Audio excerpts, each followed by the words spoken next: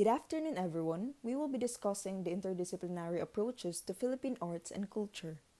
This presentation will be divided into two topics. I will be presenting the aesthetics and culture, and Arvin will be presenting the semantic analysis of expressive cultures.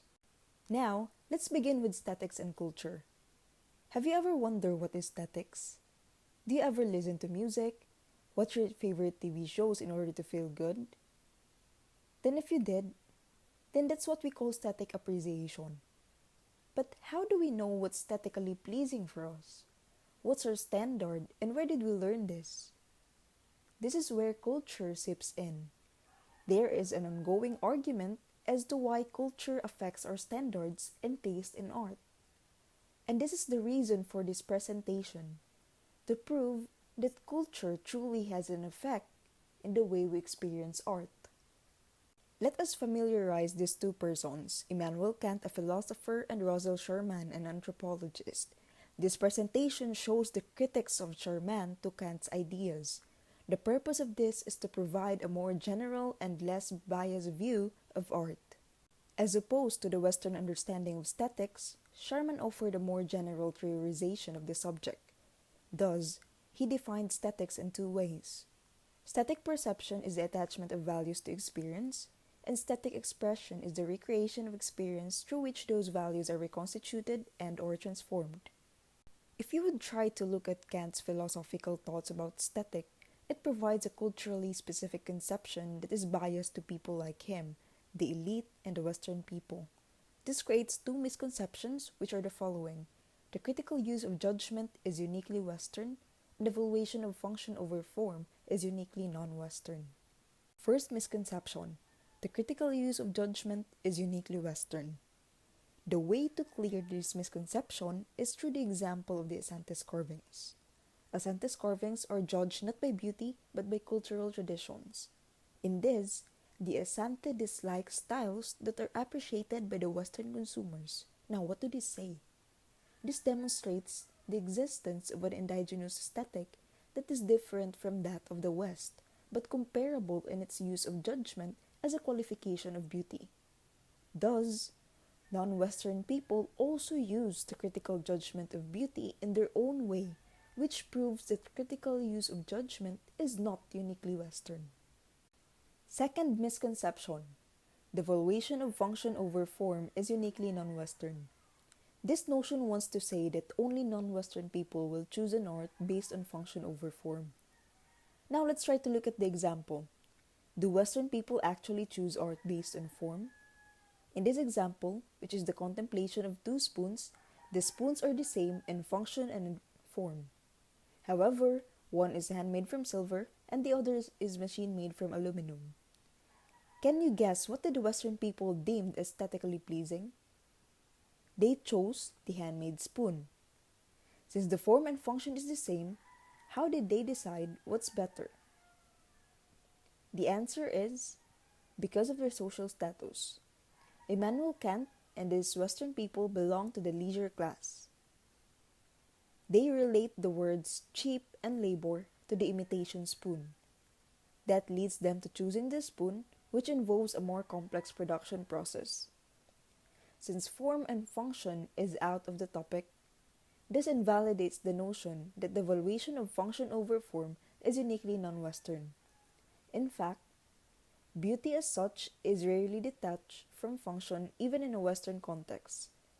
Not only is the non-Western appreciation of beauty and utility valid as an aesthetic response, it is in many ways similar to Western aesthetic appreciation, which is not so much disinterested in functional aspects of an art object as it is interested in how its evaluation will be received in society.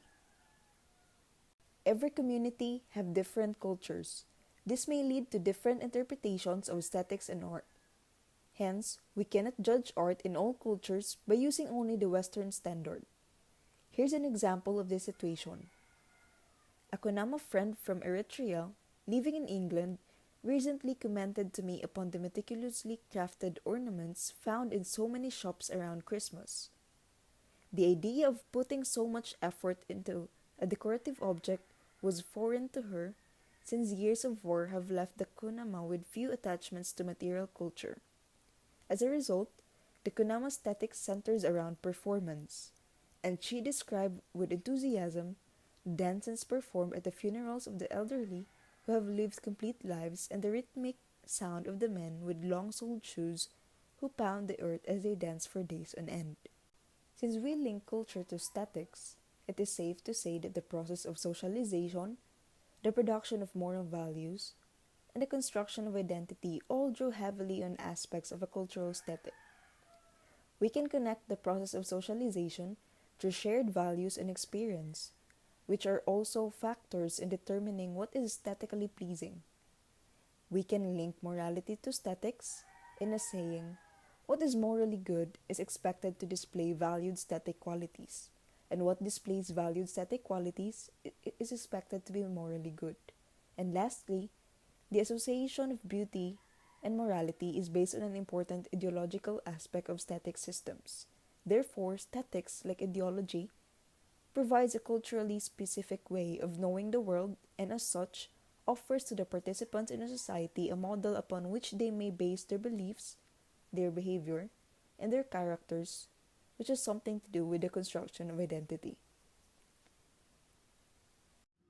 Now, let's proceed to the second part of the discussion, which is about the semantic analysis of expressive cultures, specifically the dance. We need to tackle the principles of body movements. First, body movements can be used as a language to convey a message. Second, the meaning of a body movement differs from one culture to another. And third, according to National Dance Education Organization, to understand a dance or any body movements, context must be considered since it may be contextualized through historical, societal, cultural, and personal circumstances. For activities 3 and 4, we need to describe Luxin's neo-ethnic dance, compare and contrast the neo-ethnic Igorot dance and the ethnic Igorot dance, and lastly, we need to assess the criticism of Ness against Luxin's neo-ethnic approach. And now let's proceed to Luxin's neo-ethnic dance. According to Agnes Luxin, a neo-ethnic dance is a fusion of ethnic dance and another dance form, like ballet. It is an adaptation of movements from ethnic dance using Western staging techniques, and it is an expansion of vocabulary of modern dance. According to Luxin, the first step in creating a neo-ethnic work is to stylize. It means that the artist must create a new work but pay tribute to its origin, delineate what is ethnic and what is neo-ethnic, and lastly, remind, inform, and enthrall the dancers and the audience on the glory of the Philippine ethnic traditions. And here are some of the examples of Luxin's work. The second step is to recreate, and it entails the transposition of the existing movement into a similar yet different movement, the change of the position, direction, and tempo of a performance, the variation of movements to evoke innumerable responses, and the repetition of movements to stress a point. And here are some of the examples. And the third step is to recapture. First, we need to recapture the earthbound quality of tribal dance. Ethnic dancing is earthbound. This affinity for nature is injected into the choreography to accomplish a neo-ethnicity that adheres to the norms of ethnic dance. Without this, the dance will be just a pale imitation. We also need to recapture the essence of tribal dance. In creating a neo-ethnic work, the essence or soul of the ritual being depicted is similarly integral to the choreography. For example, to achieve this, we can use the extension of arms to symbolize a plea or asking mercy from the gods. We can also recapture the essence of tribal dance by having the dancers internalize what they want to project or portray before a performance. A popular example of neo-ethnic work is Igorot. Igorot is a neo-ethnic work by Agnes Luxin which debuted in Amsterdam in 1987. It is a Filipinized ballet which combined ethnic Igorot dance and Western ballet. You can use the following links provided below for you to see the similarities and the differences between Locsin's Igorot performance and the original ethnic Igorot dance performance by the Cordilleran people. Now, let us briefly discuss some of the similarities and differences between the ethnic Igorot dance performance by the Cordilleran people and the Neo-ethnic Igorot dance performance as choreographed by Agnes Locsin. So, both of the performances use ethnic body gestures or body movements that convey a message, and both of them explore space. However, in ethnic Igorot dance, it does not follow steps from ballet. In fact, the dancers are barefoot and are not required to wear point shoes or the shoes that are worn by ballet dancers to protect their feet. The music which sets the dance does not necessarily change tempo, dynamics, and rhythm from time to time. The dancers do not necessarily dance synchronously. There is less diversity of movements, and there is no set number of repetitions or sequence of steps. Whereas in neo-ethnic dance, as choreographed by Agnes Locsin, it follows steps from ballet. The music which sets the dance changes tempo, dynamics, and rhythm from time to time. The dancers dance synchronously in some parts. There is a greater diversity of movements, and there is a set number of repetitions and sequence of steps. So, to conclude, we can infer that the ethnic Igorot dance is somehow less structured, less rigorous than the neo-ethnic Igorot dance, which is strictly choreographed. Though cultural anthropologist Sally Ness praised Agnes Locsin for effectively Filipinizing ballet, she had some concerns about it.